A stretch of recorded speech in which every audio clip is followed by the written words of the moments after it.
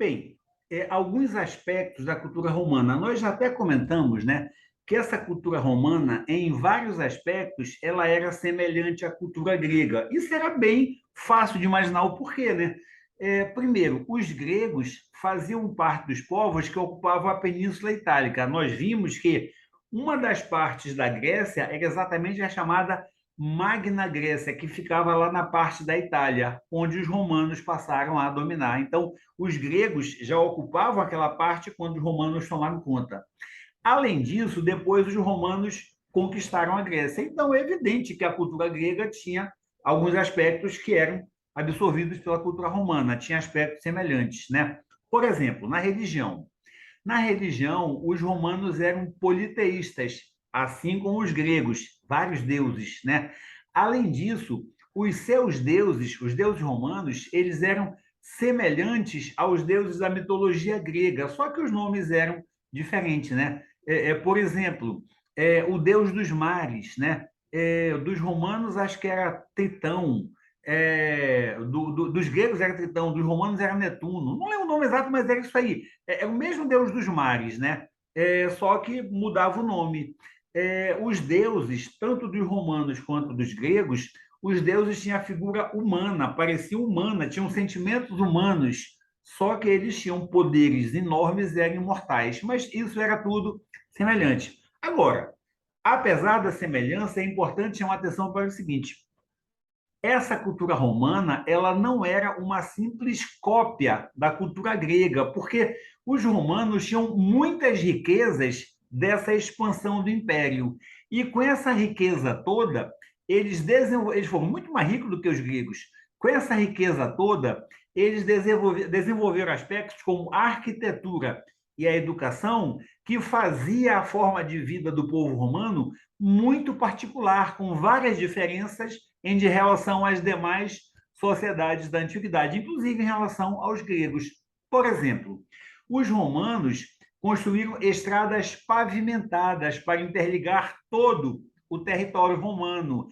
Essas estradas serviam para quê? Lembra que a gente viu isso aqui na América do Sul, lá nos povos antigos, né, nas civilizações pré-colombianas, construir estradas para interligar tudo, que os incas fizeram isso? Pois é, os romanos também fizeram.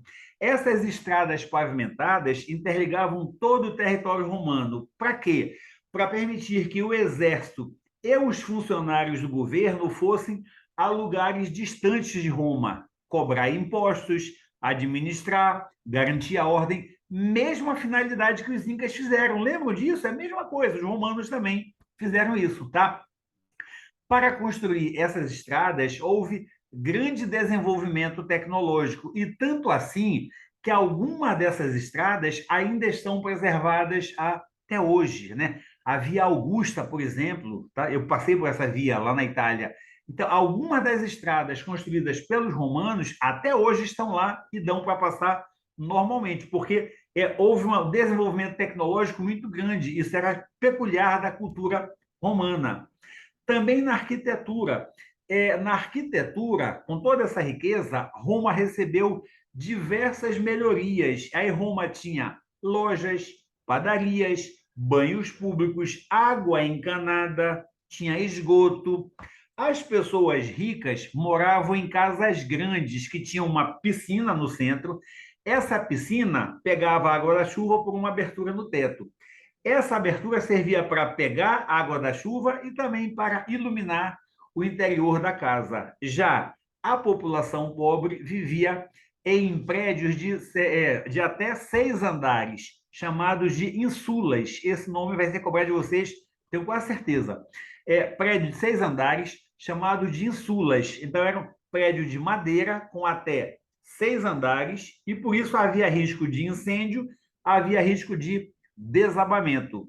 Nesses prédios insulas da população pobre, como não tinha água encanada e nem esgoto, os pobres usavam os banhos públicos. Tá? Eu fiz aqui só para estar no livro de vocês, olha lá. Isso aqui é uma casa de um romano rico. Essa aqui é uma insula, vários andares, e aqui morava um monte de gente. Tá?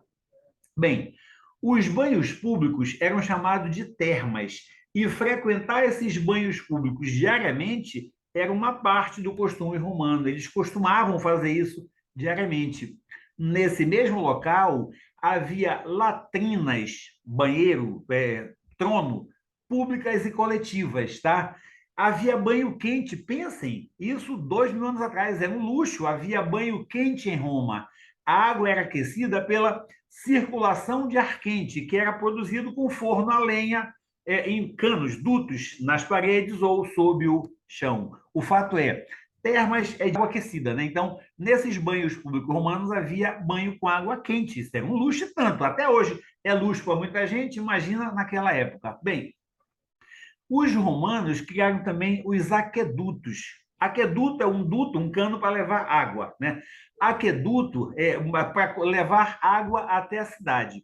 Essa água ela era desviada do rio e era distribuída pela cidade apenas pela força da gravidade. Eles pegavam a água na parte mais alta, botavam inclinado e isso levava a água para a parte mais baixa, pela força da gravidade. Não tinha bomba para empurrar a água, até porque nem existia bomba na época, tá? Era pela força da gravidade. Havia uma inclinação nos aquedutos. Havia 11 aquedutos em Roma e eram obras grandiosas. O maior desses aquedutos chegava a ter 90 quilômetros de extensão. Era uma obra realmente gigantesca. Isso tudo fazia parte da cultura romana. Bem, ainda na cultura e na sociedade romanas, né? Nas famílias, isso nós vimos logo no comecinho dessa unidade, o poder maior estava na figura do pai, era uma família patriarcal. O casamento era apenas um contrato entre as famílias, como era lá entre os gregos. Lembra? Casamento, ninguém falava de amor. Ah, mas o noivo não está apaixonado pelo. Não tinha isso, era um contrato. Vai juntar essa família com essa família, e acabou-se.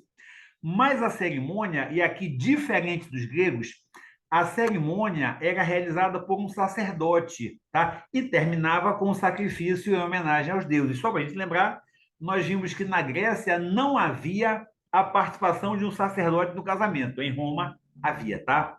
As meninas casavam entre 12 e 18 anos e os homens a partir dos 30 anos. O pai da mulher tinha que dar um dote para o noivo. Dote, uma propriedade, uma quantia em dinheiro. Então, o pai da noiva dava um dote para o noivo. A mulher, ela dependia por completo do marido, ela obedecia ao marido. E se ela ficasse viúva, mesmo assim ela não se tornava livre. Ela passava para a tutela do filho mais velho, ela passava a obedecer ao filho mais velho. Por outro lado, né, em Roma, ao contrário da Grécia, as mulheres podiam participar das cerimônias e dos jogos. Lembram que lá na Grécia as mulheres não podiam nem mesmo assistir os jogos? Em Roma podiam, tá? Em Roma as mulheres podiam participar dos jogos. E a educação era diferente conforme o gênero. Os meninos iam para a escola aprender retórica, gramática, matemática, literatura, poesia, treinamento militar. As meninas iam para a escola aprender apenas o básico da leitura, só o que fosse necessário para saber ler, e um pouquinho de nada de matemática, porque o foco do estudo delas não era aprender poesia, literatura, era a tarefa doméstica. Então, ela aprendia matemática só para saber que se ela tinha duas sacas de trigo com mais 3 sacas, ela ia ter 5.